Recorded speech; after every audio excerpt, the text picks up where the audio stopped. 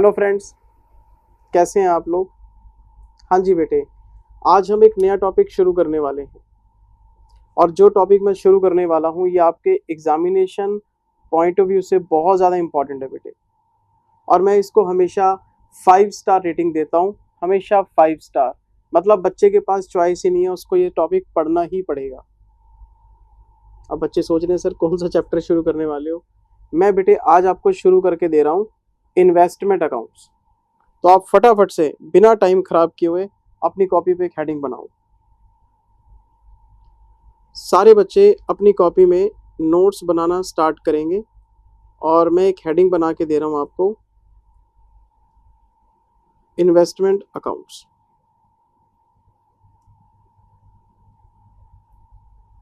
Investment accounts और इसके नीचे सारे बच्चे ब्रैकेट में लिखेंगे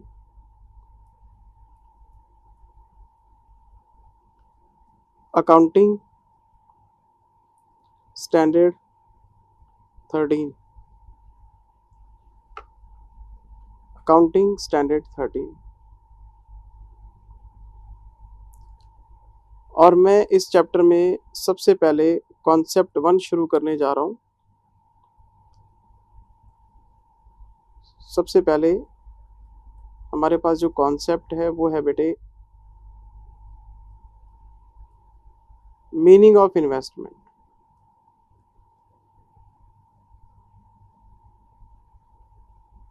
meaning of investments.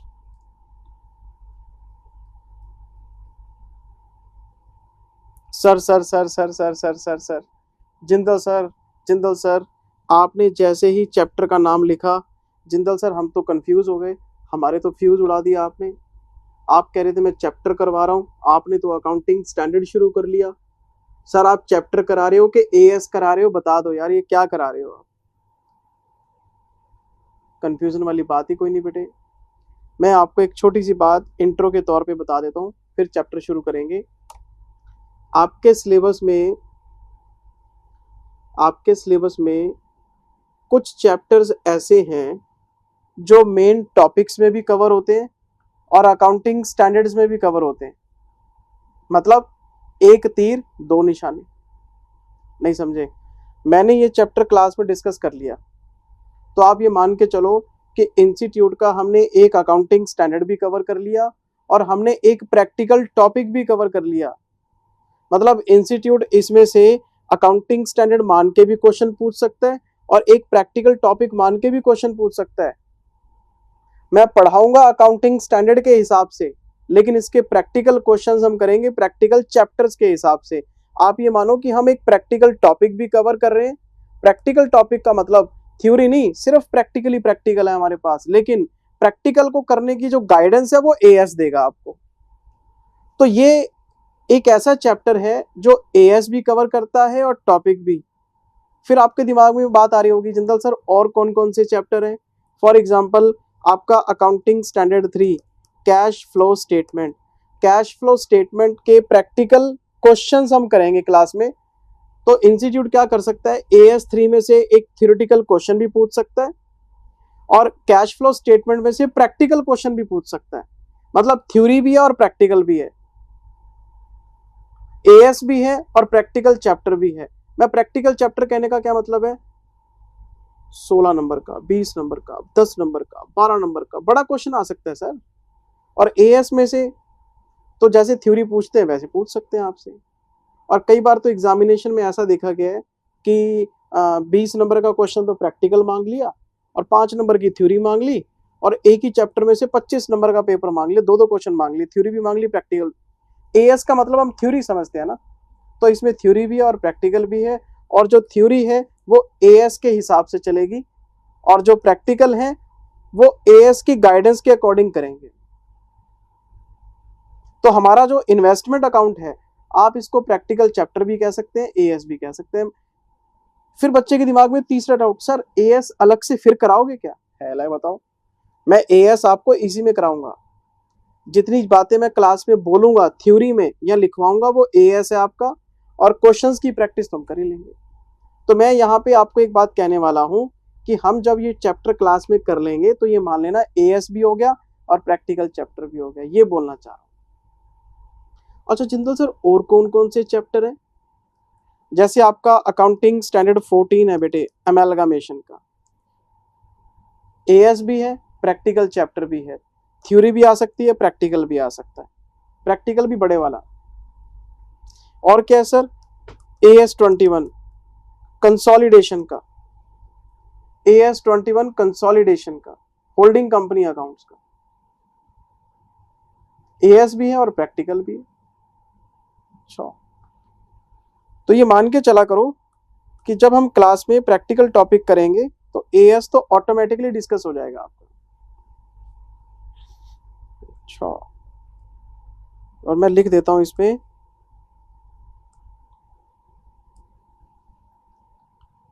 5 star rating exams के हिसाब से बहुत ज्यादा इंपॉर्टेंट है। चलो सारी बातचीत बाद में करेंगे, पहले हम बात करेंगे मीनिंग ऑफ इन्वेस्टमेंट्स पे। Sir sir sir sir sir sir sir sir एक और डाउट आ रहा है सर। सर हमें तो पता ही नहीं कि इन्वेस्टमेंट कहते किसको है। अरे भाई वही तो बता रहा हूँ, मैं प्रैक्टिकल कराऊंगा ही नहीं आज आपको। आज की क्लास में मेरा मुद्दा सिर्फ 3 और 4 थ्योरेटिकल कॉन्सेप्ट डिस्कस करने से है। मैं क्वेश्चंस को हाथ ही नहीं लगाऊंगा आज, क्वेश्चन मैं नेक्स्ट वीडियो में छूंगा। आज मुझे सिर्फ बेसिक बताने हैं आपको। अच्छा, तो सबसे पहली बात है बेटे, मीनिंग ऑफ इन्वेस्टमेंट। इन्वेस्टमेंट का मीनिंग क्या है? तो अगर मैं अकाउंटिंग स्टैंडर्ड 13 पढ़ूं, अगर मैं इंस्टीट्यूट का बताया हुआ अकाउंटिंग स्टैंडर्ड 13 पढ़ता हूं, तो इन्होंने मुझे बताया कि इन्वेस्टमेंट्स का मतलब है assets. Investments are the assets. हैं सब बच्चे हंसना शुरू हो गए। अरे सर ये तो हमें पता ही है कि इन्वेस्टमेंट्स आपके एसेट्स होते हैं। सुनो तो सी पूरी बात, बीच में टोक देते हो। इन्वेस्टमेंट्स आर दी एसेट्स, और यही रीजन है कि हम जब बैलेंस शीट बनाते हैं तो बैलेंस शीट में इन्वेस्टमेंट्स को एसेट साइड में शो करते हैं। Investments are the assets held for, investments को रखा जाता है अपने पास किस पर्पस से? इन्वेस्टमेंट को रखने का पर्पस होता है या तो अर्निंग इनकम और या फिर एप्रिसिएशन। नहीं समझे बात? Investments are the assets which are held by an investor for earning income और फॉर कैपिटल एप्रिसिएशन। या तो हम इनकम कमाने के इरादे से इन्वेस्टमेंट होल्ड करते हैं या फिर एप्रिसिएशन कमाने के इरादे से। मैं एग्जांपल में बात करूंगा, झट से समझ में आ जाएगी। जिंदल साहब ने सीए इंटर और फाइनल के बच्चों को पढ़ाया।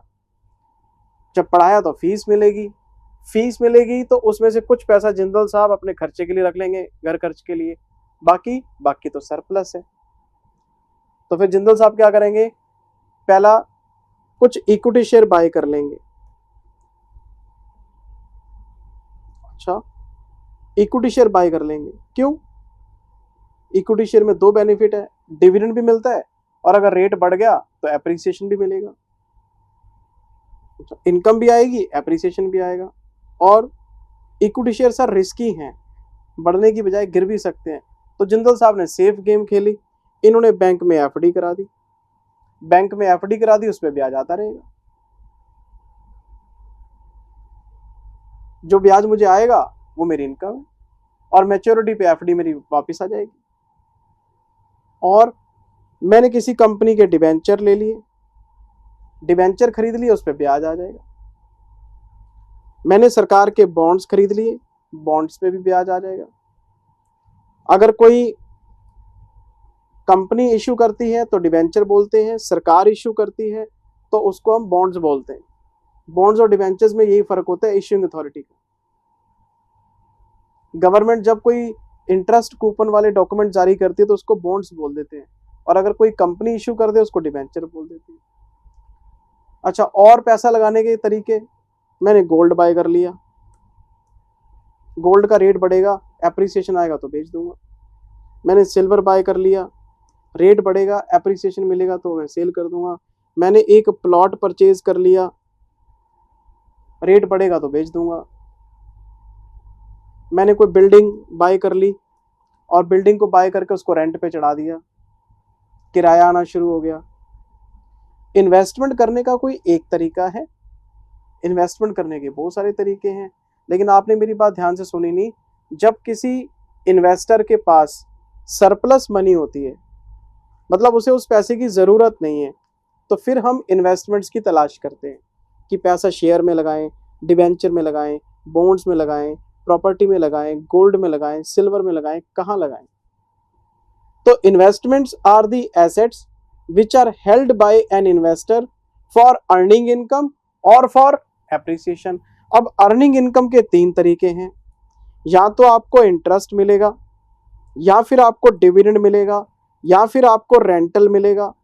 इन तीनों में से कोई ना कोई इनकम कमाने के लिए आप पैसा लगाते हो। ब्याज कमाने के लिए एफडी, डिबेंचर, बॉन्ड।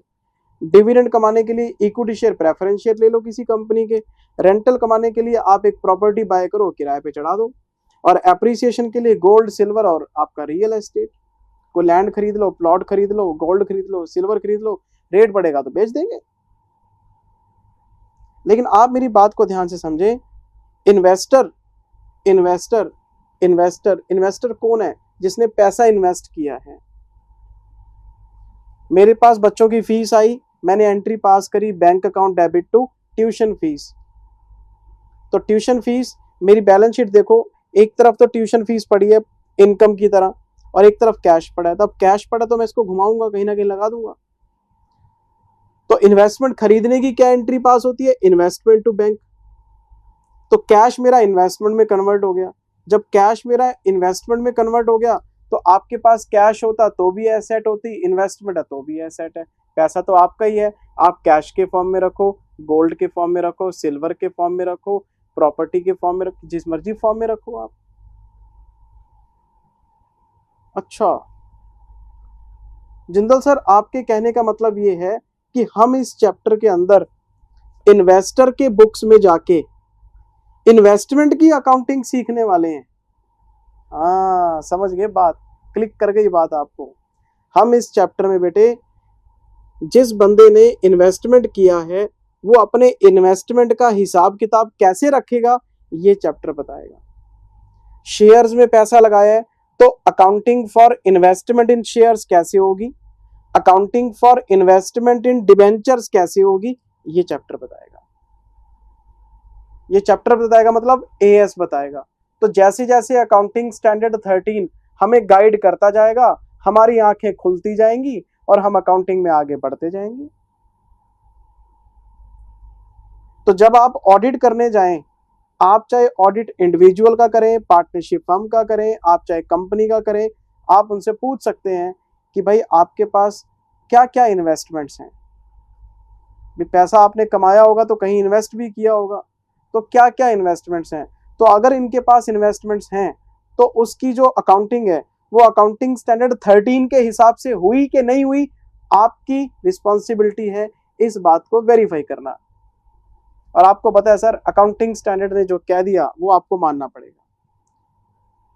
तो अगर सीए के बच्चे को नॉलेज होगी कि एएस में क्या लिखा है तो वो अपने क्लाइंट के बुक्स को चेक कर सकता है कि इसने एएस को फॉलो करके बुक्स बनाई कि नहीं बनाई। ये जो एएस है बेटे, ये कोई बच्चों को पढ़ने के लिए थोड़ा ना दिए हैं, इंडस्ट्री के लिए बने हुए हैं। तो ये सारा प्रैक्टिकल एप्लीकेशन आपको दिखेगा, तो आपको इस चैप्टर की अंडरस्टैंडिंग करनी पड़ेगी। इन्वेस्टमेंट तो सर बहुत इंपॉर्टेंट चैप्टर है बेटे आपका। हम पैसा कमाते ही किस लिए हैं? मैं चाहे देखो, सीधी सी बात, मैं आपको ट्यूशन पढ़ा रहा हूँ, मैं आपका टीचर हूँ, आप मेरे स्टूडेंट हो, ये तो हो गया हमारा रिलेशनशिप। लेकिन मैंने आपसे फीस ली है सर्विसेज के लिए, तो हम जो काम करते हैं पैसे के लिए कर रहे हैं। आप सीए बनने के बाद क्या करोगे? जॉब करोगे, प्रैक्टिस करोगे, तो काम भाई वही बात, अल्टीमेट मकसद तो हमारा फाइनेंशियल गोल है। अब पैसा आएगा तो उसको इन्वेस्ट करेंगे। जैसे जैसे हमारा पैसे की इन्वेस्टमेंट बढ़ती जाएगी हम अमीर होते जाएंगे। ये चैप्टर बहुत ज़्यादा इंपॉर्टेंट है बेटे। तो मैं आपको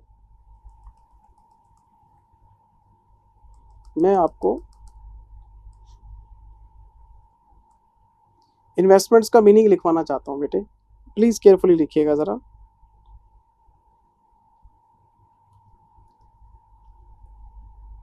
as per the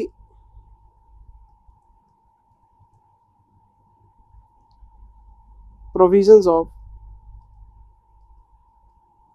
accounting standard 13,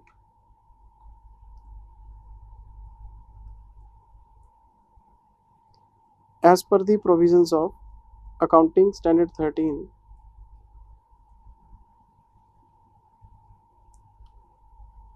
investments are the assets। Investments तो एसेट्स ही हैं। इन्वेस्टमेंट खरीदी है कैश से, कैश भी आपकी एसेट है, आपने उसको कैश के फॉर्म में ना रख के कहीं पैसा लगा दिया। Investments are the assets. बच्चे के दिमाग में पढ़ते पढ़ते डाउट, जिंदल सर आपके पास क्या क्या इन्वेस्टमेंट्स हैं? जिंदल सर आपके पास क्या क्या इन्वेस्टमेंट्स हैं? तो इसका जवाब ये है कि मास्टरों की कमाई नहीं देखते, पाप लग जाता है। मास्टरों की कमाई नहीं देखते, मास्टरों से बस ज्ञान लेते हैं, बस बस। नहीं सर बताओ तो सही, आपके पास क्या क्या इन्वेस्टमेंट्स हैं? बेटे मेरे पास कोई इन्वेस्टमेंट्स नहीं है, मैं तो अपना 2 वक्त का खाना खाता हूँ, बस इतनी ही कमाई होती है मेरे पास। मेरे पास कुछ ना है, भगवान का आशीर्वाद है, राम का नाम है, मेरे पास तो राम का नाम है, जितना जप लोगे उतना बढ़िया। अच्छा, which are investments are the assets which are held for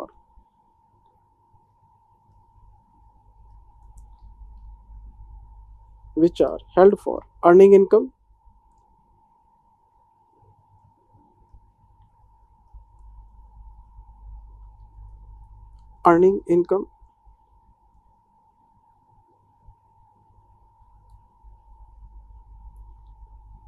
or for capital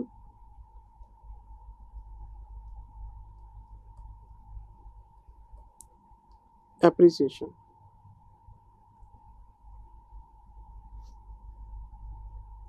अगर मैं इसको समराइज करना चाहूं इन्वेस्टमेंट्स को,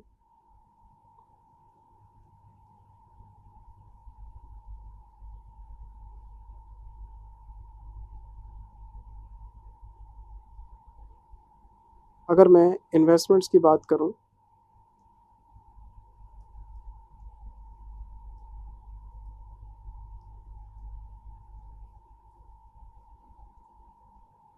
अगर मैं इसको समराइज करने की बात करूं,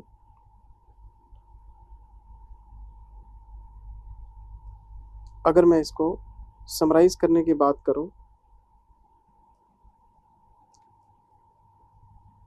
अर्निंग इनकम,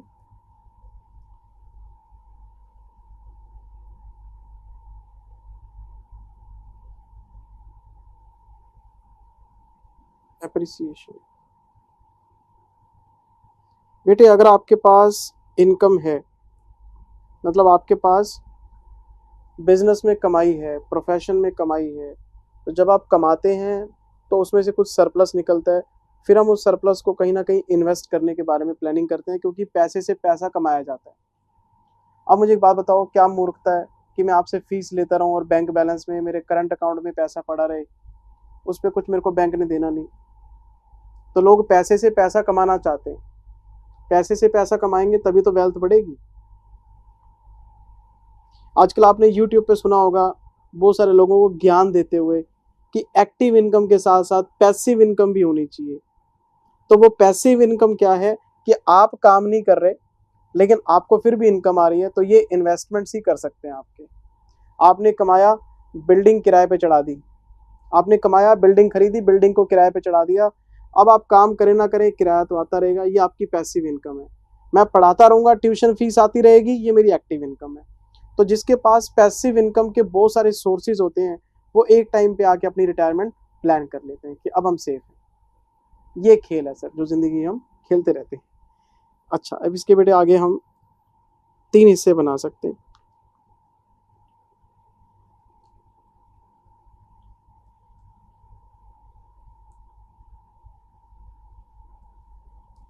इसके हम 3 हिस्से बेटे बना सकते हैं। आपको नोटिंग प्रॉपर करनी चाहिए बेटे, जल्दबाजी मत करना प्लीज़। स्टार्टिंग में हो सकता है चैप्टर आपको स्लो लगे, लेकिन जैसे जैसे आगे बढ़ेगा, है ना, अपने सरूर में आ जाएगा ये। इंटरेस्ट इनकम, हम इन्वेस्टमेंट से ब्याज कमा सकते हैं, हम इन्वेस्टमेंट से डिविडेंड भी कमा सकते हैं, हम इन्वेस्टमेंट से रेंटल्स भी कमा सकते हैं, रेंटल्स इनकम। बिल्कुल ठीक बात है। इंटरेस्ट कमाने के लिए हम क्या करें? इंटरेस्ट कमाने के लिए हम अपना पैसा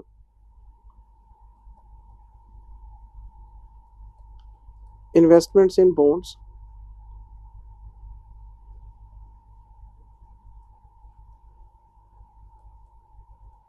इन्वेस्टमेंट इन डिवेंचर्स, ये सब ब्याज देते हैं।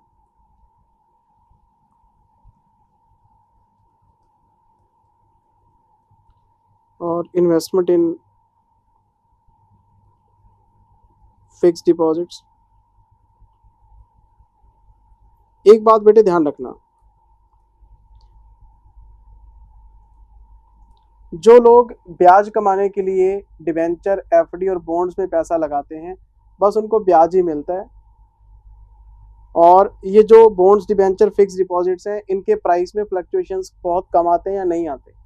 अब एफडी है, आपने बैंक में एफडी करा दी, ब्याज आ गया, एफडी मैच्योर होगी, पैसा वापस आ गया, बस इनकम ही कमाई है आपने, बढ़ोतरी नहीं हुई, क्योंकि आपने सेफ गेम खेली है। अगर आपको रिस्की गेम खेलनी है तो पैसा शेयर्स में लगाओ, डिविडेंड भी आता रहेगा और शेयर की वैल्यू में जो फ्लक्चुएशन होगा वो आपको बियर करना पड़ेगा। तो जो लोग होते हैं मॉडरेट पॉलिसी वाले, वो कहते हैं देखी जाएगी, तो वो पैसा बना भी लेते हैं, गंवा भी देते हैं, तो पैसा शेयर्स में लगा सकते हो। तो कुछ लोग होते हैं नहीं यार, सेफ गेम खेलनी है, बस इनकम आती रहे, तो इंटरेस्ट बेस्ट ऑप्शन है। अच्छा, अगर आपको डिविडेंड कमाना है तो इसके लिए पैसा हम इन्वेस्ट कर सकते हैं इन्वेस्टमेंट्स इन इक्विटी शेयर्स। किसी कंपनी के शेयर ले लो, रिलायंस के ले लो, अदानी के ले लो, टाटा के ले लो, है ना, सेफ गेम खेलनी है तो ये सब सेफ शेयर्स हैं। एचडीएफसी बैंक के ले लो। अगर आपको कमाना है रेंटल तो आपको इन्वेस्टमेंट करनी पड़ेगी इन्वेस्टमेंट इन प्रॉपर्टीज।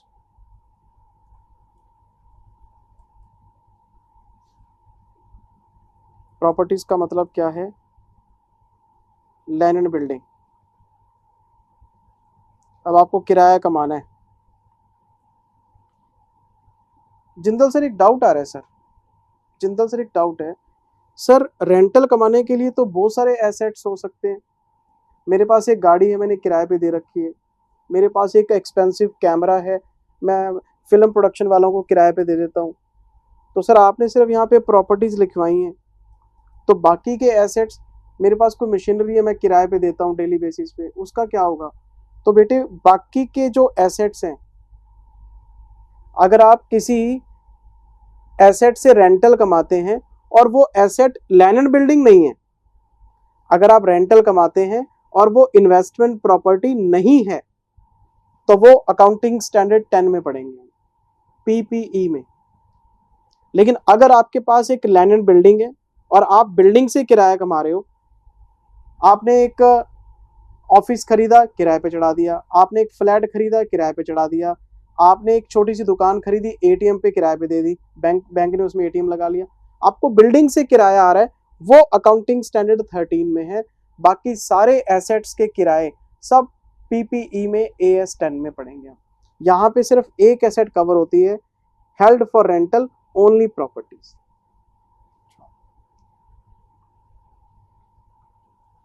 एप्रिसिएशन के लिए हम इन्वेस्टमेंट्स कर सकते हैं, investment in gold, silver, real estate, real estate का मतलब कोई लैंड ले ली, प्लॉट ले ली, डीएलएफ के किसी प्रोजेक्ट में पैसा लगा दिया, रेट बढ़ेंगे बेच दूंगा, इस तरह से। ये मैंने आपको एक डेफिनेशन समझाई है, मैंने अकाउंटिंग को अभी टच भी नहीं किया। मैं तो सिर्फ आपको ये बताना चाहता हूँ बेटे एक छोटी सी बात कि इन्वेस्टमेंट्स आर दी एसेट्स। मैं तो डेफिनेशन समझा रहा हूँ आपको कि इन्वेस्टमेंट कहते किसको है। फिर बच्चे का अगला डाउट, जिंदल सर क्या इस चैप्टर में हमें ये इतने सारे इन्वेस्टमेंट्स की अकाउंटिंग सीखनी पड़ेगी?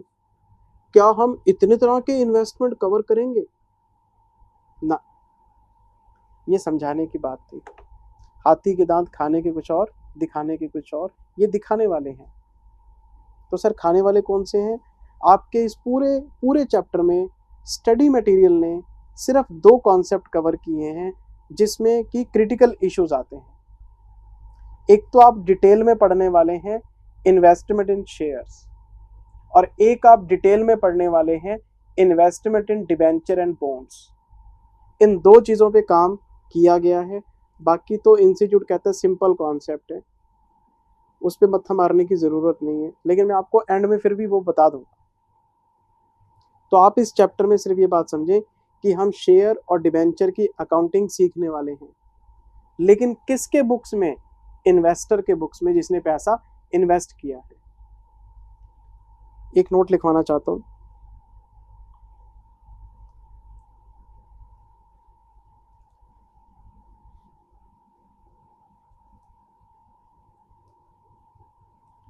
in study material of ICAI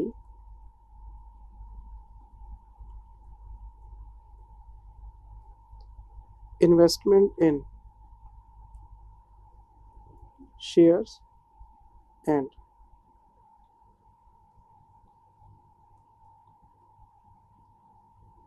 debentures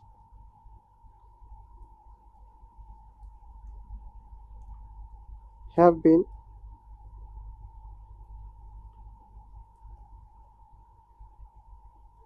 discussed in detail.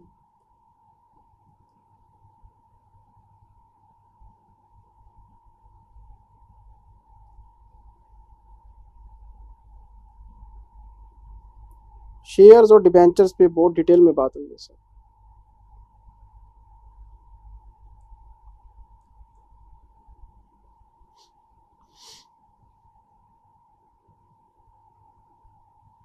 एक चीज आप और लिखो बेटे, यहाँ पे रिवीजन में दिक्कत नहीं आनी चाहिए।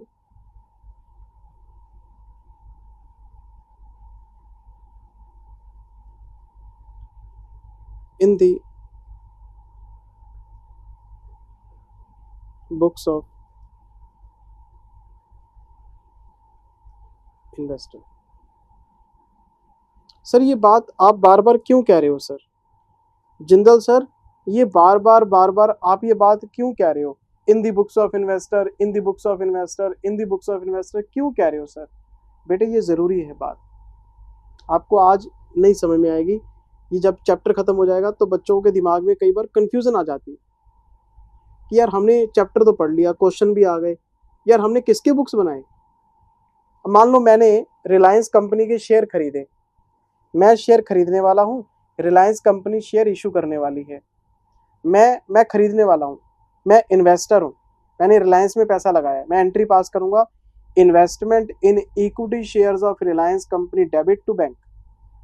तो इन्वेस्टमेंट को मैं डेबिट करके बैंक लिखूंगा, ठीक है। रिलायंस कंपनी क्या लिखेगी? Bank account debit to equity share capital.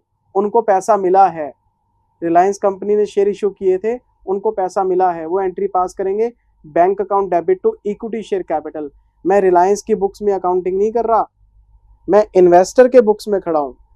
मैंने शेयर खरीदे हैं, जिसने खरीदे हैं वो इन्वेस्टर, उसके बुक्स में लगा रहा हूं मैं AS 13। जिसको पैसे मिले हैं ना उसकी बुक्स में नहीं जा रहा मैं अभी, वो किसी दूसरे चैप्टर में पढ़ेंगे। अब जैसे मैं बैंक में गया, मैंने बैंक में FD बनवा ली, तो बैंक को पैसे मिले हैं, मैंने इन्वेस्ट किए हैं, तो मेरी बुक्स में अकाउंटिंग स्टैंडर्ड 13 लगेगा। बैंक को पैसे मिले हैं, वो बैंकिंग कंपनी के फाइनल अकाउंट्स में पढ़ेंगे हम। तो ये बात ध्यान रखना, हम पैसा लगाने वाले की बुक्स में खड़े हैं, जिसने पैसा लगाया है, जिसने पैसा लगाया है, जिसको हम क्या बोल रहे हैं, इन्वेस्टर। कुछ बच्चे नाराज हो चुके हैं, सर बहुत खींच दिया सर, आगे बढ़ो आगे बढ़ो। चलो नहीं, चलो आपको परेशान नहीं करता, मैं आगे बढ़ता हूँ। चलो मैं अब आपको परेशान नहीं करता, मैं कॉन्सेप्ट नंबर 2 पे आ गया बेटे।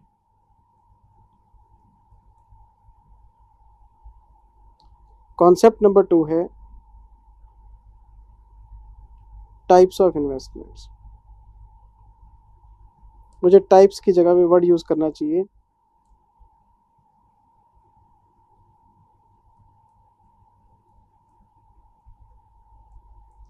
Classification of investments.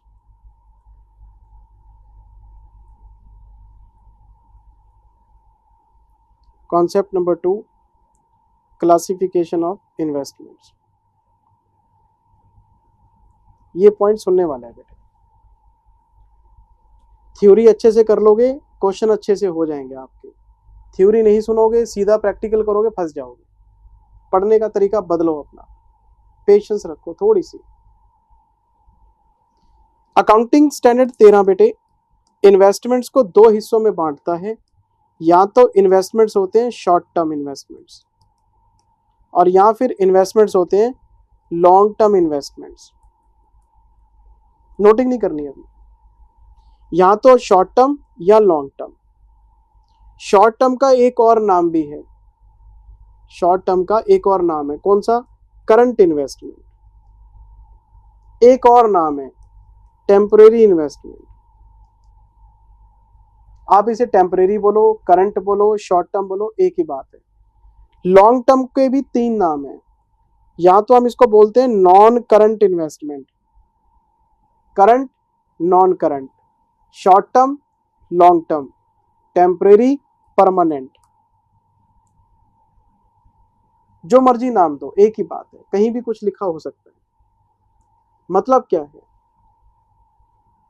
अगर मैंने कोई भी इन्वेस्टमेंट, ध्यान से सुनना, अगर मैंने कोई भी इन्वेस्टमेंट, चाहे वो गोल्ड है, चाहे वो सिल्वर है, चाहे वो शेयर है, चाहे डिबेंचर है, चाहे एफडी है, कुछ भी है, कोई भी इन्वेस्टमेंट है, अगर मैंने कोई भी इन्वेस्टमेंट 12 महीने के लिए की है, अप टू 12 मंथ्स, मतलब आज मैंने पैसा लगाया और आने वाले 12 महीने में मैं निकल जाऊंगा, मैं इस इन्वेस्टमेंट को बेच के निकल जाऊंगा, मैं इसको लंबे टाइम तक रखूंगा नहीं। If any investment is expected to be sold within 12 months from the date of its acquisition, if any investment is expected to be sold within 12 months, within 12 महीने के अंदर अंदर, from the date of its acquisition, आज खरीदा है और आने वाले 12 महीने में मैं बेच के निकल जाऊंगा, ये मेरी शॉर्ट टर्म इन्वेस्टमेंट है। और अगर किसी इन्वेस्टमेंट को मैं 12 महीने के बाद बेचने की प्लानिंग कर रहा हूं, तो ये मेरी लॉन्ग टर्म इन्वेस्टमेंट है। If any investment is expected to be sold after 12 months from the date of its acquisition, ये मेरी लॉन्ग टर्म है। 12 महीने में बिक जाएगी तो शॉर्ट टर्म में डाल देंगे, 12 महीने के बाद बेचने की प्लानिंग है तो लॉन्ग टर्म में डाल देंगे। जिंदल सर कौन डिसाइड करेगा, जिसने पैसा लगाया वो डिसाइड करेगा, इन्वेस्टर डिसाइड करेगा। आप किसी क्लाइंट के ऑडिट पे जाते हैं तो आप उनसे पूछ सकते हैं कि बताओ जी कौन कौन से आप शॉर्ट टर्म मान रहे हो और कौन कौन से लॉन्ग टर्म मान रहे हो। जैसे जैसे वो आपको बताता जाएगा आप रिपोर्ट बना दोगे। हम तो सीए, हम तो ऑडिटर है, हमें क्या पता इसके दिमाग में क्या चल रहा है। ये इंटेंशन तो इन्वेस्टर की है, इन्वेस्टर बताएगा आपको किसको रखेगा किसको बेचेगा। Sir sir sir sir sir sir Jindal sir आपने तो सर दिमाग का फ्यूज उड़ा दिया। कैसे सर, हमें रीजन बताओ। ऐसे नहीं सर, ये तो रटने वाली बात है। क्या रटने वाली बात है जिंदल सर, ऐसी क्या जरूरत पड़ गई कि इन्वेस्टमेंट्स को शॉर्ट टर्म और लॉन्ग टर्म में क्लासिफाई करना पड़ा आपको। सर इसका रीजन बताओ कि शॉर्ट टर्म लॉन्ग टर्म क्यों बांट रहे हो आप। इसके पीछे बेटे ऑब्जेक्टिव है वैल्यूएशन। ये जो हम शॉर्ट टर्म लॉन्ग टर्म की 2 कैटेगरीज पढ़ रहे हैं, इन्वेस्टमेंट्स को जो स्प्लिट ऑफ किया गया है, स्प्लिट ऑफ, उसके पीछे पर्पस है वैल्यूएशन। वैल्यूएशन आप इसे प्रूडेंस भी कह सकते हैं। ये मैं आपको अगले कॉन्सेप्ट में पढ़ाने वाला था, लेकिन मैं आपको बता देता हूँ। प्रूडेंस ये कहता है कि एक्सपेक्टेड लॉसेस के लिए प्रोविजन बना लो और एक्सपेक्टेड गेन्स को आप इग्नोर कर दो। फोरसीएबल फ्यूचर में, ये तो आपने बेसिक में पढ़ा होगा 11वीं 12वीं में, फोरसीएबल फ्यूचर में, फोरसीएबल फ्यूचर क्या होता है? अकाउंट्स में एक साल, आने वाला एक साल, आने वाला एक साल, इसको बोलते हैं फोरसीएबल फ्यूचर। आने वाला एक साल, बस उसके आगे नहीं सोचते। तो फोरसीएबल फ्यूचर में आपको एक्सपेक्टेड लॉसेस लगते हैं तो उसका प्रोविजन बना लो, एक्सपेक्टेड गेन्स को आप इग्नोर कर दो। तो अगर किसी इन्वेस्टमेंट को आपने आने वाले 12 महीने में सेल करना है तो आप ये पता करो कि आज इसकी कॉस्ट क्या है और आज इसकी मार्केट वैल्यू क्या है। मान लो कॉस्ट है 10,000 और इसकी मार्केट वैल्यू है 8,000, तो आपको पता है कि आने वाले 12 महीने में आपको 2,000 रुपये का फटका लगने वाला है, लॉस होने वाला है। तो इसके लिए प्रोविजन आपको बनाना पड़ेगा, provision for decline in value as a matter of prudence. और प्रूडेंस की वजह से शॉर्ट टर्म इन्वेस्टमेंट्स की वैल्यूएशन की जाती है कॉस्ट और market value whichever is lower. ये इन्वेंट्री में भी पढ़ा होगा आपने। मान लो जी कॉस्ट है 10,000 रुपये और मार्केट वैल्यू है 12,000 रुपये, विच एवर इज लोअर 10,000 रुपये, कोई लॉस नहीं है। पर हम यहाँ पे 12 नहीं लिख सकते, क्योंकि 12 लिख दिया तो फिर एक्सपेक्टेड गेन जो 2,000 रुपये का है उसको as a matter of prudence book नहीं कर सकते। मतलब हम लॉस आइडेंटिफाई कर रहे हैं, गेन को इग्नोर कर रहे हैं। तो कॉस्ट और market value whichever is lower. अच्छा, तो विच एवर इज लोअर के हिसाब से यहाँ वैल्यूएशन 8,000 हो जाएगी, यहाँ 10,000 हो जाएगी, यहाँ पे 2,000 का प्रोविजन बनाना पड़ेगा। तो अगर आप इन्वेस्टमेंट्स को शॉर्ट टर्म इन्वेस्टमेंट्स में क्लासीफाई कर लोगे तो आने वाले 12 महीने में कितना लॉस आपको होने वाला है ये पता लगाया जा सकता है। और जो लॉन्ग टर्म इन्वेस्टमेंट्स हैं इनको बेचना है 12 महीने के बाद, जिसको अभी नियर फ्यूचर में बेचना ही नहीं, तो हम इसकी वैल्यूएशन सीधा कॉस्ट पे करते रहते हैं। जिसको बेचना ही नहीं उसका मार्केट प्राइस क्यों चेक करें। तो वैल्यूएशन किसकी हो रही है? वैल्यूएशन हो रही है शॉर्ट टर्म इन्वेस्टमेंट्स की। और वो वैल्यूएशन कैसे पॉसिबल है? जब आप इन्वेस्टमेंट को शुरू में ही क्लासीफाई कर लोगे कि ये शॉर्ट टर्म है, ये लॉन्ग टर्म है। शॉर्ट टर्म की वैल्यूएशन करनी है कॉस्ट और market value whichever is lower, और अगर कोई नुकसान आता है तो P&L में जाएगा। लॉन्ग टर्म की वैल्यूएशन कॉस्ट पे करेंगे।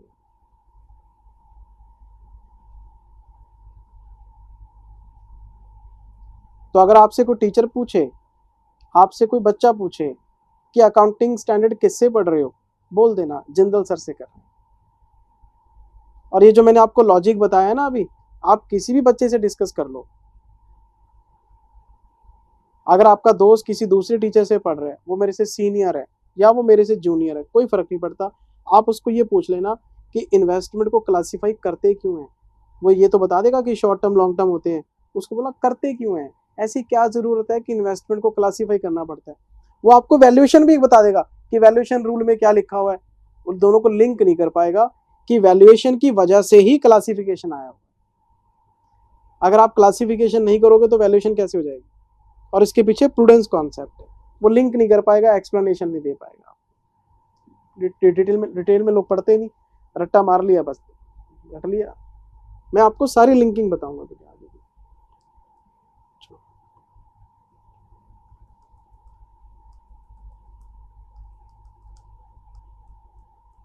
लिखो जरा।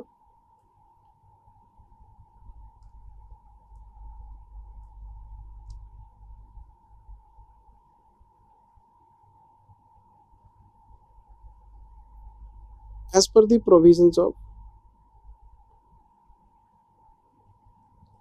Accounting Standard 13, investments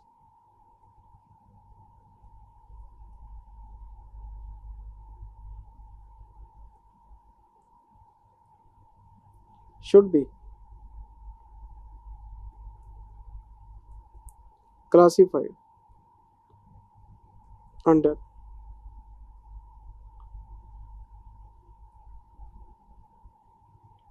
two headings as follows.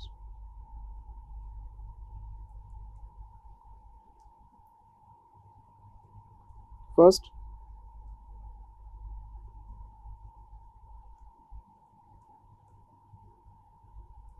Short term investment,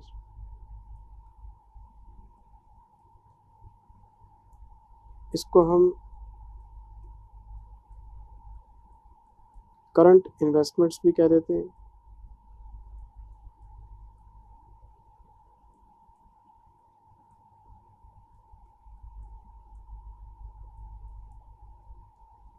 temporary investment भी कह देते हैं। और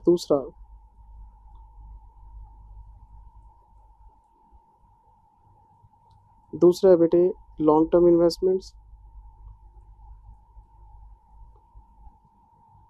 इनको हम नॉन करंट इन्वेस्टमेंट्स भी कह देते हैं।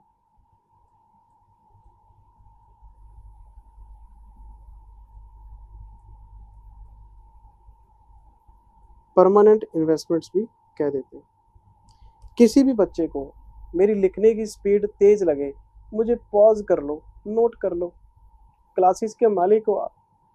ये कौन सा हमारी फेस टू फेस या ऑनलाइन क्लास है कि टीचर लिखता जा रहा है, बच्चे पीछे रहते जा रहे हैं? पेन ड्राइव क्लास है, गूगल ड्राइव क्लास है, मोबाइल एप्लीकेशन क्लास है। प्ले, पॉज, जिंदल साहब रुक गए, प्ले, मैं चल पड़ा। मैं तो आपके हाथ में हूँ। ये बहुत बड़ा बेनिफिट है बेटे इन क्लासेस का।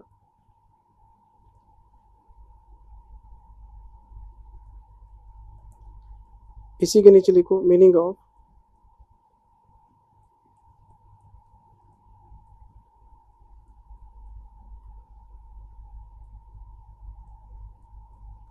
Short term investments.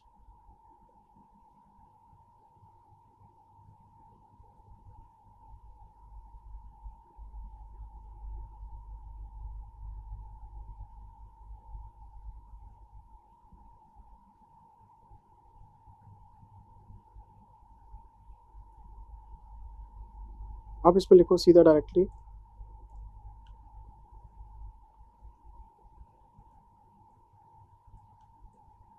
if any investment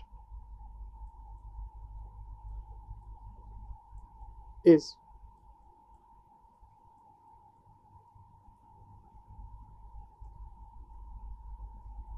expected to be sold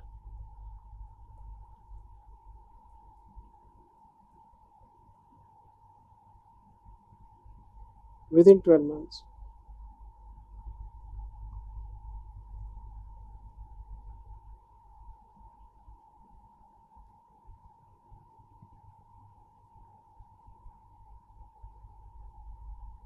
from the date of acquisition, then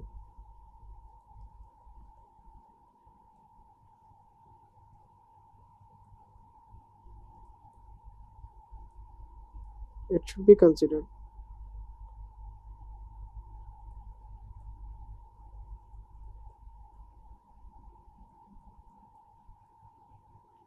short-term investment. Expected to be sold.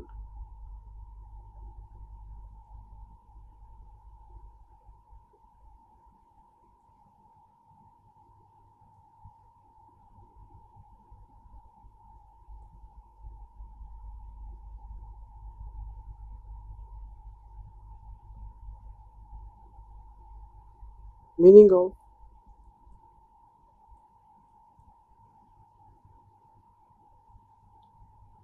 long-term investments.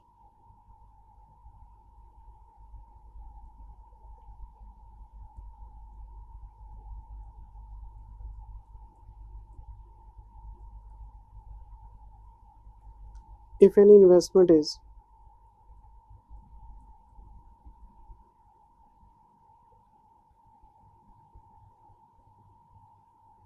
expected to be sold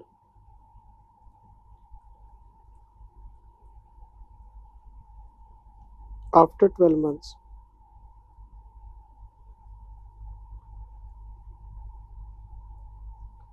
from the date of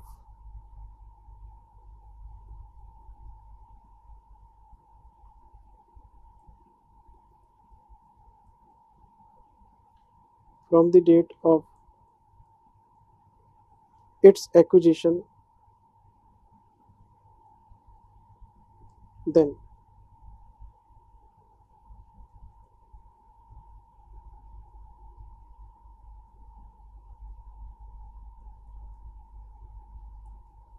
it should be classified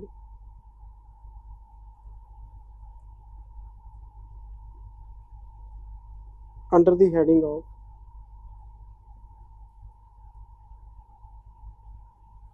long-term investments.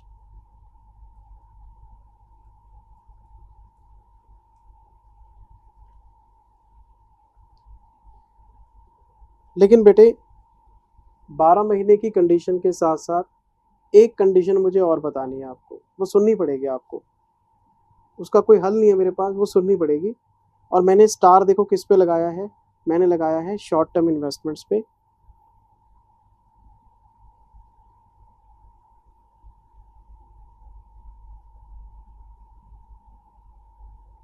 One more condition on short term investments. अब आप कहेंगे sir ये क्या condition है, ये मैं अलग कर रहा हूँ, इसको मैं इसलिए अलग कर रहा हूँ ताकि थोड़ा सा पॉइंट हाईलाइट हो जाए। ये तो पूरी दुनिया जानती है कि 12 महीने में बेच देंगे शॉर्ट टर्म, 12 महीने के बाद बेचेंगे लॉन्ग टर्म, ये तो सबको पता है, क्या खास बात है। लेकिन शॉर्ट टर्म इन्वेस्टमेंट्स में एक कंडीशन और है, और वो है रेडिली रियलाइजेबल। नहीं समझे? अगर मैं किसी इन्वेस्टमेंट को शॉर्ट टर्म बोलना चाहता हूँ, it should be held for 12 months, पर पहली कंडीशन होगी। एंड एक और condition, and it should also be readily realisable. Sir इसका क्या मतलब है? मान लो मैंने गोल्ड खरीदा, मेरी उम्मीद है कि गोल्ड को मैं 6 महीने में बेच दूंगा, नफा आया तो आया, नहीं आया तो नहीं आया, मैंने 6 महीने से ऊपर पैसा गोल्ड में लगाना नहीं। ठीक, अब मुझे पता है ना कि गोल्ड को मैं जब बेचना चाहूंगा मार्केट में तभी बिक जाएगा, तभी तो मेरी इंटेंशन काम करेगी। अगर मान लो सरकार इंडिया में गोल्ड की सेल परचेज पे बैन लगा दे, फॉर एग्जाम्पल बैन लगा दे, आप गोल्ड बेच लोगे? आप कह रहे हो मैं 6 महीने में गोल्ड बेच दूंगा, कैसे बेच लोगे? सरकार ने बैन लगा दिया, क्या वो रियलाइज हो जाएगा? नहीं, नहीं समझे, छोड़ो। मैंने किसी कंपनी के इक्विटी शेयर खरीदे, और मैंने इक्विटी शेयर खरीदे ये सोच के कि मैं इसको 8-10 महीने रखूंगा, जो एप्रिसिएशन आगे आ गया और मैं इसके बाद इसको बेच दूंगा।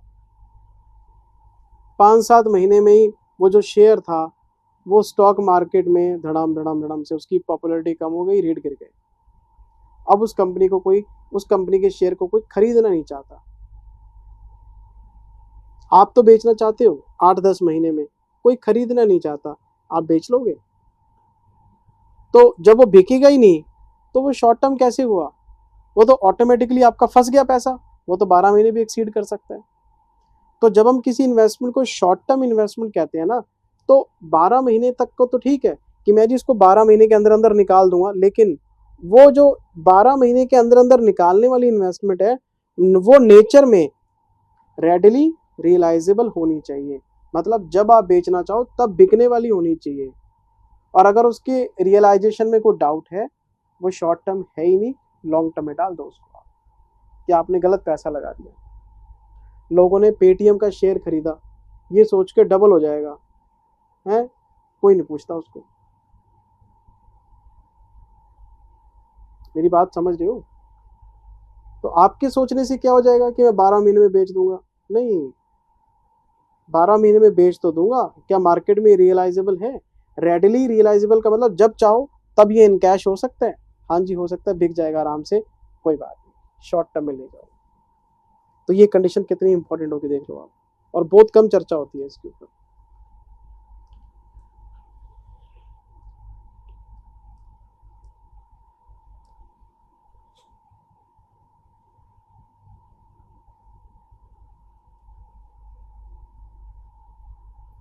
As per the provisions. Jindal sir ये आप अपनी तरफ से बता रहे हो या एएस में लिखी हुई है? अरे भाई मैं कुछ नहीं अपनी तरफ से बोलता, सब एएस में लिखा हुआ है, कमाल करते हो आप, डाउट क्यों करते हो बच्चे? As per the provisions of AS 13,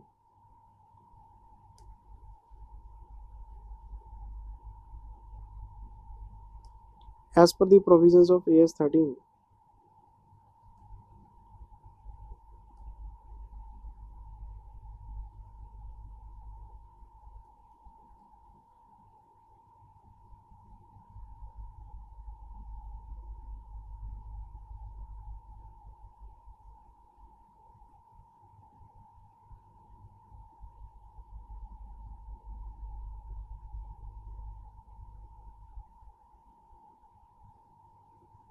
an investment should be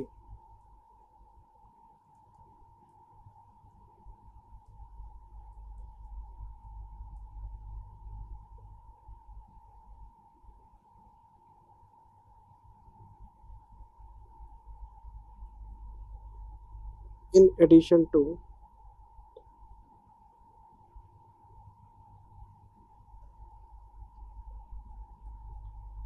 expected disposal within 12 months.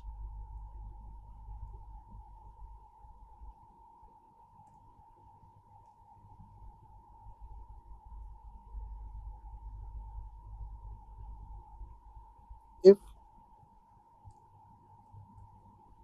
it is not,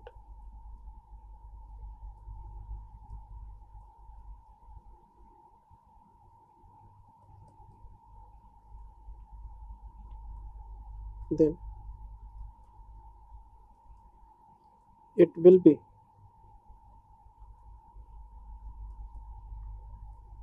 classified under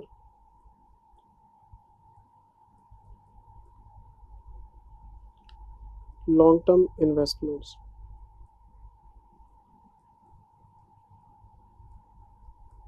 Even if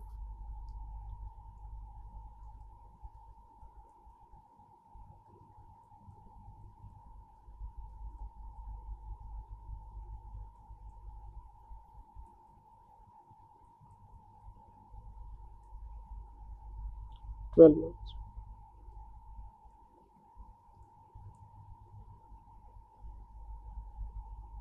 आप चाहे 12 महीने में बेचने की इंटेंशन रखते हो, लेकिन अगर ये रेडली रिलाइजेबल नहीं है, अगर आप इसको कन्वर्ट ही नहीं कर सकते, तो आपकी इंटेंशन क्या करेगी सर? अच्छा, कितनी बड़ी कंडीशन है बताओ।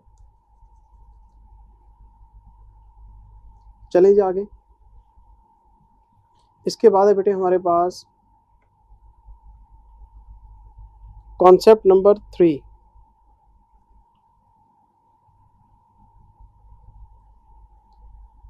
और ये है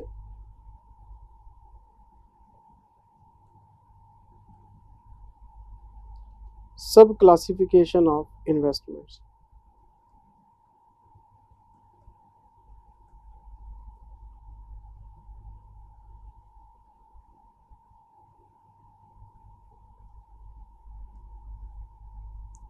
सर ये क्या चीज़ है? अब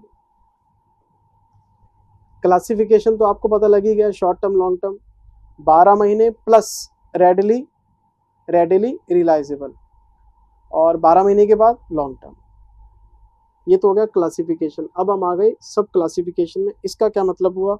मान लो आपने इन्वेस्टमेंट्स खरीदे, ठीक है, 2 हेडिंग्स बना दी, करंट, नॉन करंट, बिल्कुल ठीक है।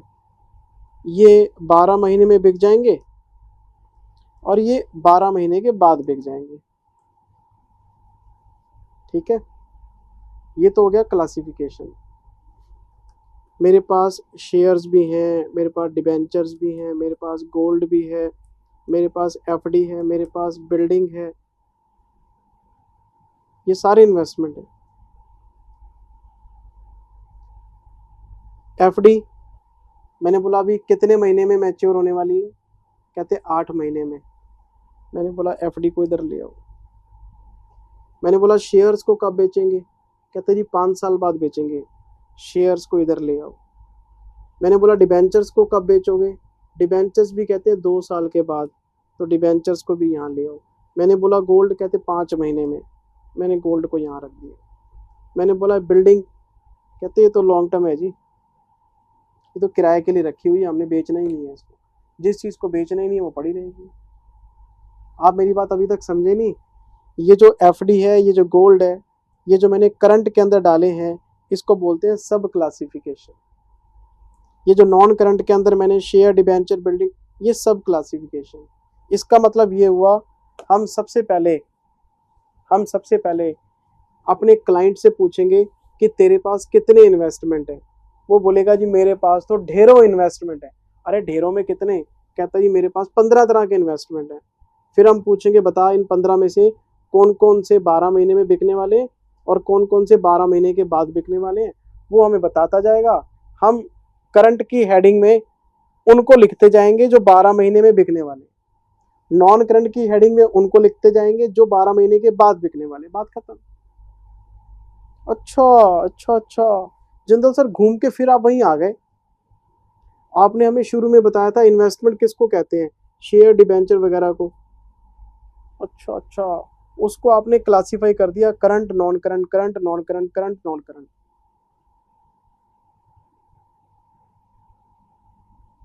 यानी ये हुआ कि जो करंट इन्वेस्टमेंट है इसका सब क्लासिफिकेशन वही है, शेयर, डिबेंचर, बॉन्ड्स, ये सारी चीजें।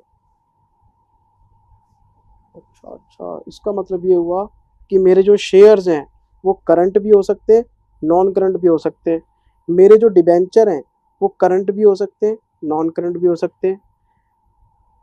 मेरी एफडी करंट भी हो सकती है, नॉन करंट भी हो सकती है। मेरा गोल्ड करंट भी हो सकता है। हाँ हाँ भाई, हाँ हाँ, इसी को सब क्लासिफिकेशन बोलते हैं। और सबके खाते अलग अलग बनेंगे, शेयर का अलग, डिबेंचर का अलग। अच्छा, बस सर इतनी सी बात है। हाँ हाँ भाई, हाँ इतनी सी बात है।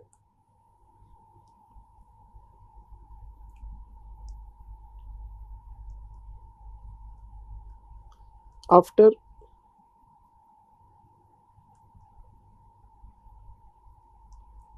classifying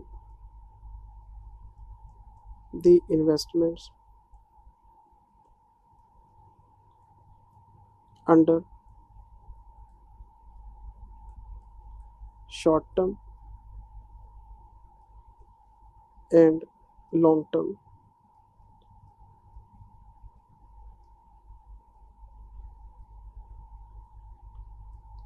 the following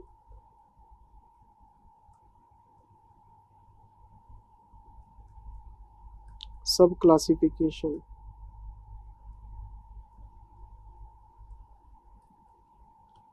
is required।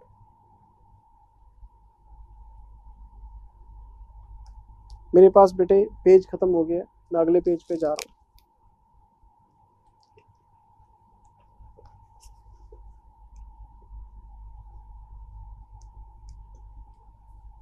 किसी भी बच्चे को स्पीड कम लगे स्पीड बढ़ा लो, किसी बच्चे को स्पीड ज़्यादा लगे वो मेरे को पॉज कर लो, सब आपके हाथ में है sir.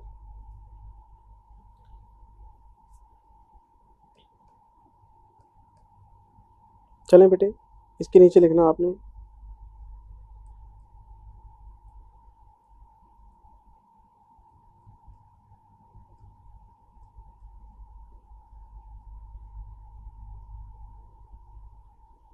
Investment in equity share,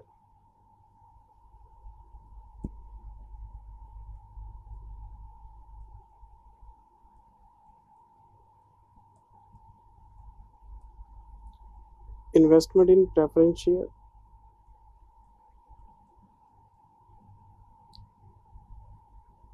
investment in debenture,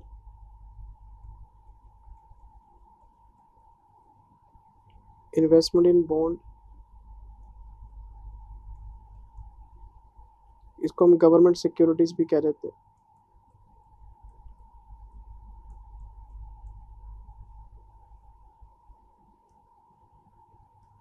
FD,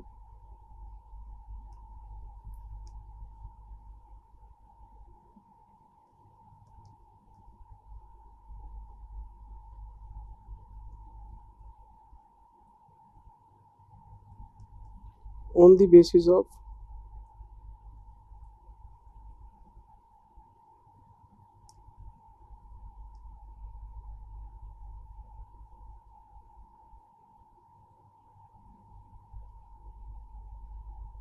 above explanation,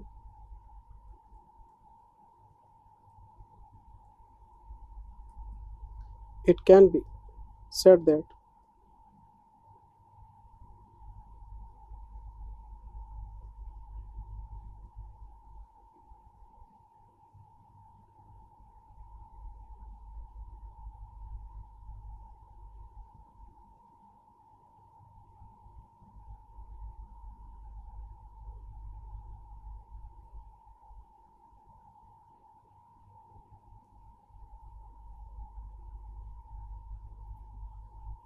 share का हिसाब अलग रखेंगे, प्रेफरेंस शेयर का अलग रखेंगे, डिवेंचर का, हर इन्वेस्टमेंट अकाउंट अलग बनेगा बेटे, ये बात ध्यान रखनी पड़ेगी। अच्छा, चलते चलते हम आ गए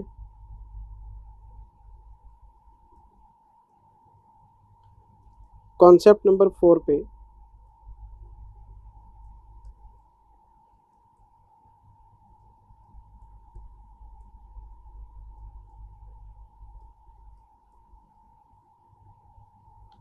वैल्यूएशन ऑफ इन्वेस्टमेंट्स, ये मैं आपको बता चुका हूँ।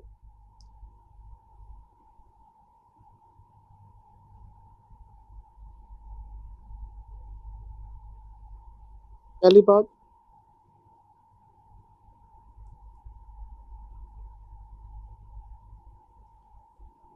Valuation is done at balance sheet date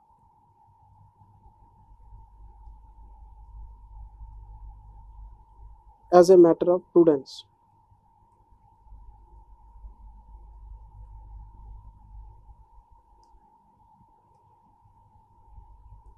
मैं दो बातें शुरू में आपको समझाना चाहता हूँ।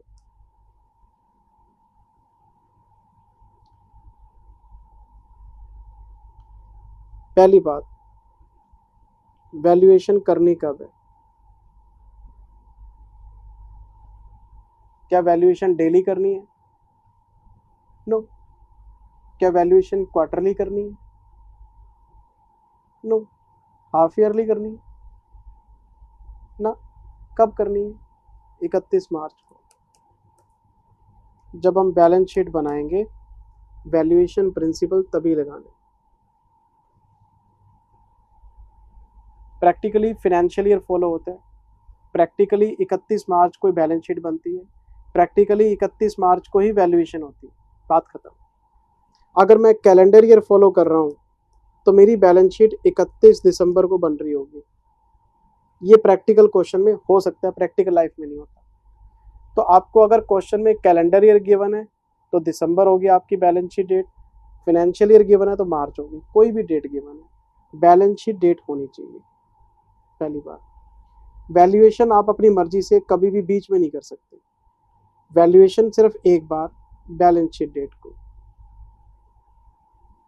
और as a matter of prudence का मतलब क्या है? मैं एक्सपेक्टेड लॉसेस के लिए प्रोविजन बनाऊंगा। और एक्सपेक्टेड लॉस मैंने आपको बताया था अभी अभी, फोरसीएबल फ्यूचर से आगे नहीं जाते। और फोरसीएबल फ्यूचर क्या है? Foreseeable future is a period of 12 months. और ऐसी कौन सी इन्वेस्टमेंट है जो आने वाले 12 महीने में आप बेचने वाले हो? शॉर्ट टर्म है। तो इनडायरेक्टली मैं आपको कहना चाहता हूँ बेटे कि मैं शॉर्ट टर्म इन्वेस्टमेंट्स में लॉस देख रहा हूँ और कुछ नहीं है।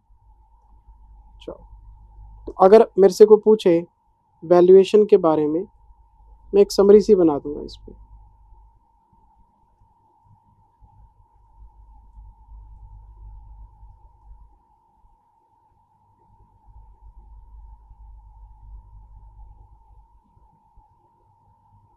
मैं इस पे एक समरी बना देता हूँ, आपको लिखना आसान हो जाएगा। एक तो मेरे पास है शॉर्ट टर्म इन्वेस्टमेंट्स,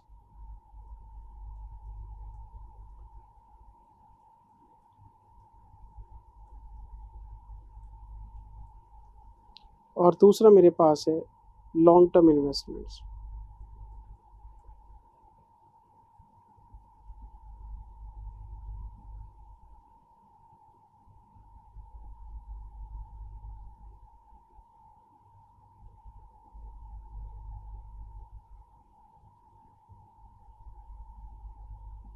इनको वैल्यू करने का रूल है मेरे पास, valuation rule.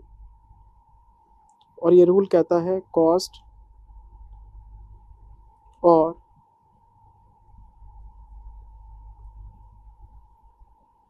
Market value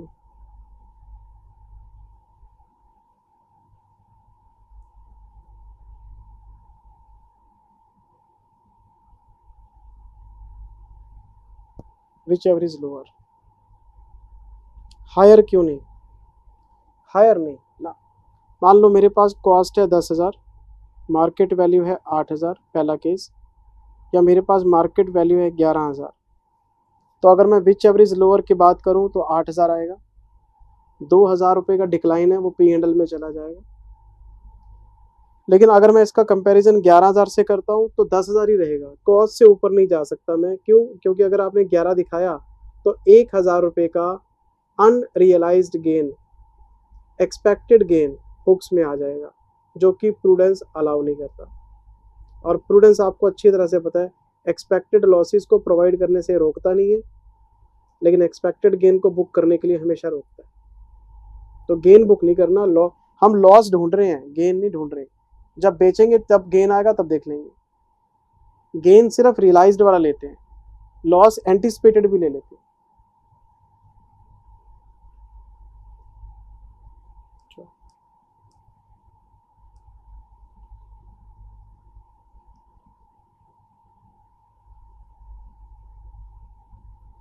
if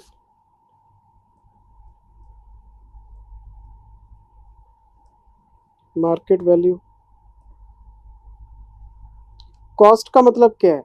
जितने में आपने खरीदी थी। मार्केट वैल्यू क्या है? जितने में आज बिकेगी। हमने खरीदी थी 10,000 में, आज इसका प्राइस है 8,000, तो आपको पता है कि नुकसान है। और ये होने वाला है फोरसेबल फ्यूचर में, क्योंकि 12 महीने में बेचने वाले हो। मैं बार बार बार बार बार बार क्यों बोलता हूँ? कभी तो क्लिक करेगा, तो क्वेश्चन में दिक्कत कम आएगी।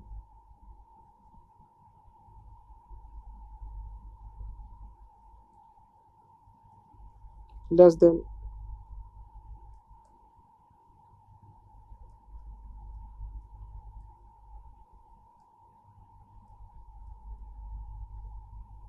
cost of investments, then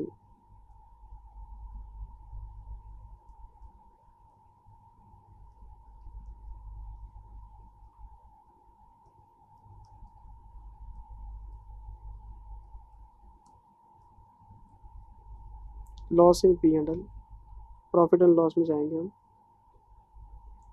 for decline in value,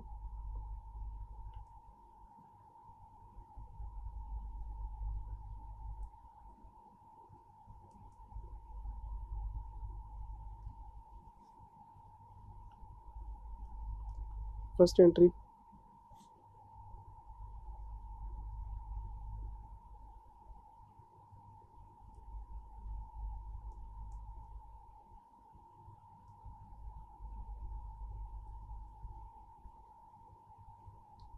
valuation loss account debit,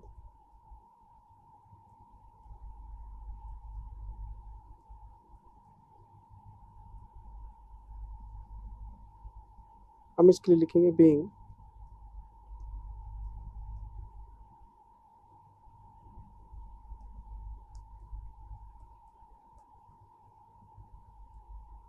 decline in value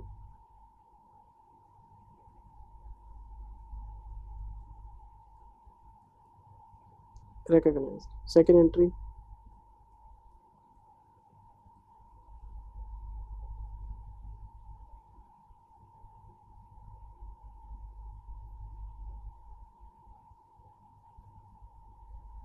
profit and loss account debit to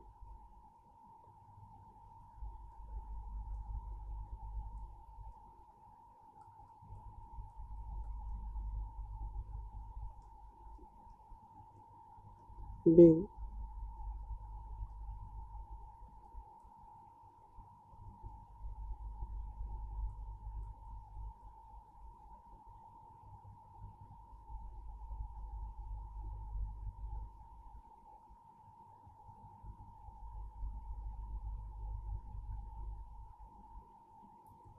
अगर आप इस एंट्री का नेट इफेक्ट देखें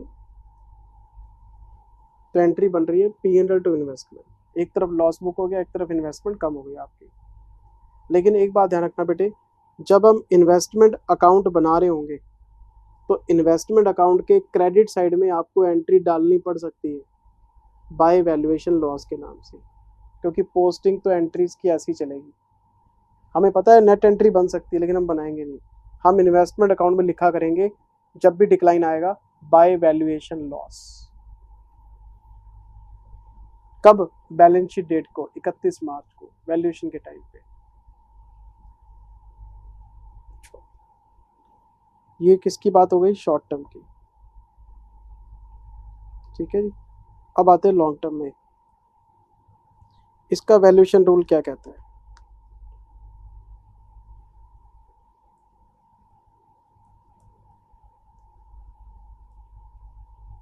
इसका वैल्यूएशन रूल कहता है ओनली एट कॉस्ट। कुछ करना ही नहीं। क्यों? जिस इन्वेस्टमेंट को फोरसीएबल फ्यूचर में बेचना ही नहीं, हम उसका प्राइस क्यों चेक करें? ना इसको बेचना, ना इसका प्राइस चेक करेंगे, ना वैल्यूएशन करेंगे। जितनी आपकी कॉस्ट है उस पे पड़ा रहने दो। लेकिन इसमें भी एक एक्सेप्शन है, इसमें भी एक एक्सेप्शन है।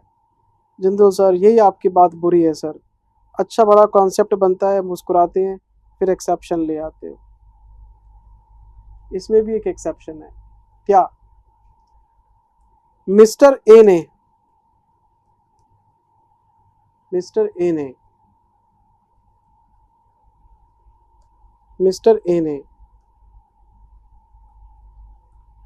सत्यम कंप्यूटर्स के शेयर्स खरीदे और ये सोच के कि मैं कम से कम 5 साल तक होल्ड करूंगा।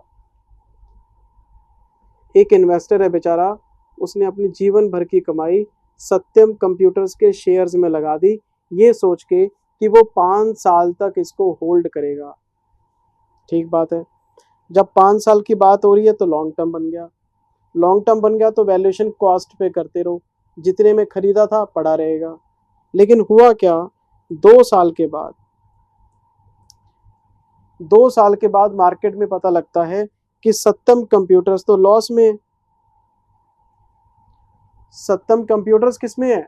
लॉस में, लॉस में, लॉस में। सत्यम कंप्यूटर्स तो लॉस में है, लॉस में, लॉस में। सत्यम कंप्यूटर्स तो लॉस में है। सत्यम कंप्यूटर्स लॉस में है, पैसा डूब गया सर, कंपनी बैंकरप्ट हो गई, कंपनी बैंकरप्ट हो गई। अगर कंपनी बैंकरप्ट है तो अगर कंपनी बैंकरप्ट है तो कंपनी बैंकरप्ट है तो पैसा डूब गया, पैसा डूब गया।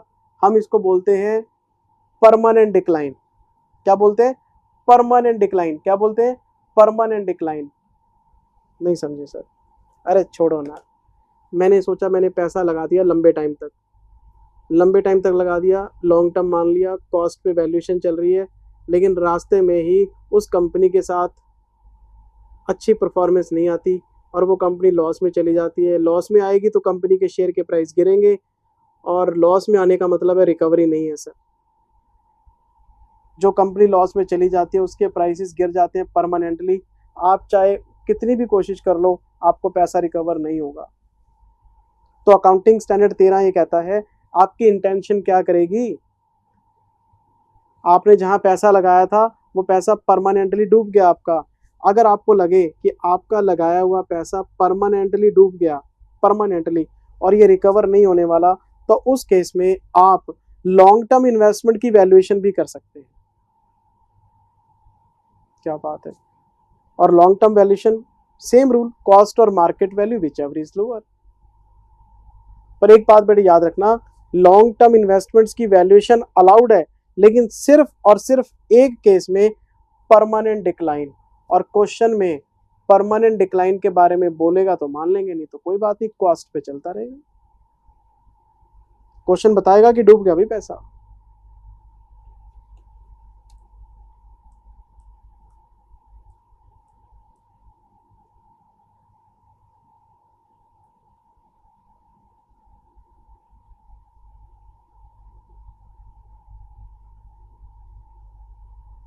इन केस ऑफ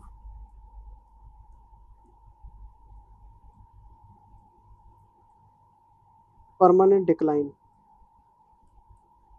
एक मजे की बात बताऊं, किसी भी प्रैक्टिकल क्वेश्चन में आपको परमानेंट डिक्लाइन नहीं मिलेगा।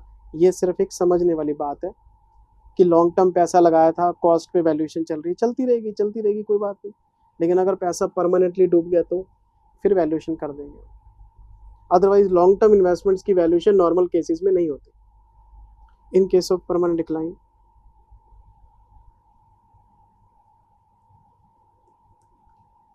Valuation of long term investments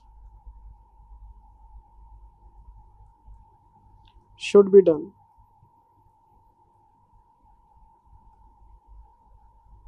at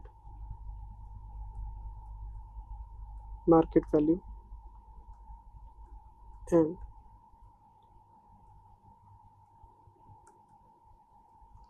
decline in value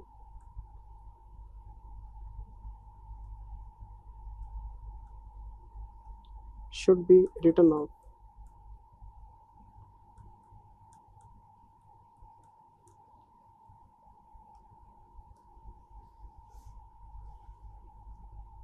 मैंने पूरी कहानी सुना दी, शॉर्ट टर्म का ये करना है, लॉन्ग टर्म का ये करना है, लॉन्ग टर्म की ये एक्सेप्शन है, पूरी कहानी सुना दी। अब आते हैं मुद्दे की बात पे। जिंदल सर आप हमें ये बताओ, क्वेश्चंस में क्या करना है, क्वेश्चंस में क्या करना है, क्वेश्चंस में क्या पूछना चाहते हैं? जिंदल सर हमारा डाउट ये है कि हमने एक प्रैक्टिकल क्वेश्चन लिया, ठीक है सर, उसमें कहीं नहीं लिखा हुआ कि ये शॉर्ट टर्म है कि लॉन्ग टर्म है, बताओ क्या करें? Sir nature of investment question में कहीं भी नहीं है, बताओ क्या करें? बेटे मैं आपका डाउट समझा नहीं। जिंदल सर हम आपसे ये पूछना चाहते हैं कि प्रैक्टिकल क्वेश्चन ये बताना भूल गया कि इन्वेस्टमेंट की नेचर करंट है कि इन्वेस्टमेंट की नेचर नॉन करंट है, बताओ वैल्यूएशन कैसे करेंगे? सर क्वेश्चन के लिहाज से बताओ, कॉन्सेप्ट आता है, लगाना नहीं आता। तो बेटे एक बात याद रखना, किसी भी प्रैक्टिकल क्वेश्चन में अगर आपको नेचर ऑफ इन्वेस्टमेंट बताना भूल जाए, आपको बताना भूल जाए कि कौन सी इन्वेस्टमेंट है, तो एक बात याद रखना, गांठ बांध लो, always always always we will assume the given investment is short term investment. जो इन्वेस्टमेंट दे रखी है वो शॉर्ट टर्म इन्वेस्टमेंट है। क्यों क्यों क्यों क्यों? क्योंकि शॉर्ट टर्म इन्वेस्टमेंट को अज्यूम करोगे तो कॉस्ट और market value whichever is lower का प्रिंसिपल लगाने का वर्किंग नोट बनेगा, वर्किंग नोट बनेगा तो नंबर भी मिलेंगे। और प्लीज स्मार्टनेस मत दिखाना, चालाकी मत दिखाना, नहीं सर मैं तो लॉन्ग टर्म मानूंगा, फिर लॉन्ग टर्म की वैल्यूएशन तो कॉस्ट पे होती है, वर्किंग नोट बच गया आपका ना, ये काम मत करना। अगर क्वेश्चन साइलेंट है, शॉर्ट टर्म अज्यूम करो, वैल्यूएशन करके दिखा के आओ, और एग्जामिनर को बोलो कि हमें आती है। हम जिंदल सर के स्टूडेंट हैं, उन्होंने बताई थी हमें ये बात। एक नोट लिखो इसके नीचे,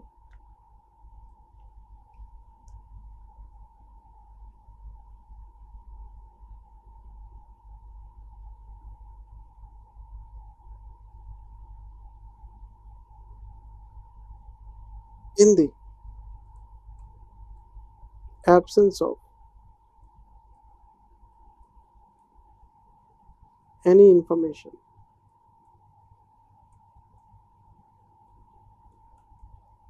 we will always assume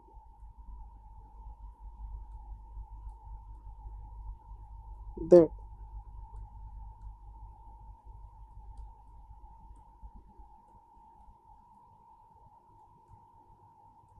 The given investments are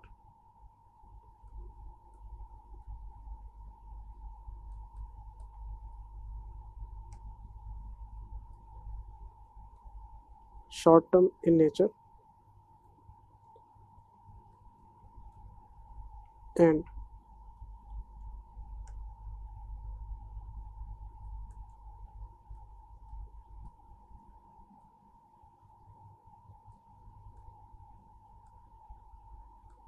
separate working note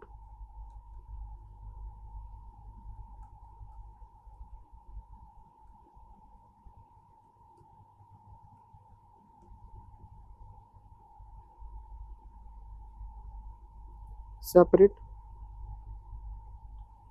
working note on its valuation। हम इसकी वैल्यूएशन करके दिखाएंगे। ये बेटे मैंने आज आपका चैप्टर शुरू कर दिया है। मैंने आपको मीनिंग ऑफ इन्वेस्टमेंट बताया, क्लासिफिकेशन कराया, सब क्लासिफिकेशन कराया, वैल्यूएशन करा दी। तो अभी स्टार्टिंग के 1-2 लेक्चर थ्योरी के हैं तो मैं छोटे छोटे रिकॉर्ड करूँगा। जब प्रैक्टिकल क्वेश्चन में आ जाएंगे तो नॉर्मल लेक्चर रिकॉर्ड करना शुरू करूँगा। तो आज की बात मैं यहीं पे ख़त्म करता हूँ, बाकी नेक्स्ट लेक्चर में करेंगे। सर अगले लेक्चर में क्या करवाने वाले हो? अगले लेक्चर में मैं आपको कॉन्सेप्ट नंबर 5 कराऊंगा, कॉस्ट ऑफ इन्वेस्टमेंट, कि इन्वेस्टमेंट की कॉस्ट कैसे निकालते हैं। कॉन्सेप्ट नंबर 6 कराऊंगा कि इन्वेस्टमेंट को बेचते हैं तो क्या करते हैं। कितने हो गए? 6 कॉन्सेप्ट। फिर इसकी प्रैक्टिस कराऊंगा, क्वेश्चंस की 3-4 क्वेश्चन कराऊंगा मजे से, और फिर अगर टाइम बचेगा फिर अगले कॉन्सेप्ट में मूव ऑन करेंगे। इतना ही काम है बस। और एक अगला वीडियो, एक और छोटा वीडियो आएगा, फिर उसके बाद नॉर्मल वीडियोस हो जाएंगे आपके, क्योंकि क्वेश्चन रिदम में आ जाएंगे। Thank you very much, take care, bye bye, love you all, God bless you all, bye bye.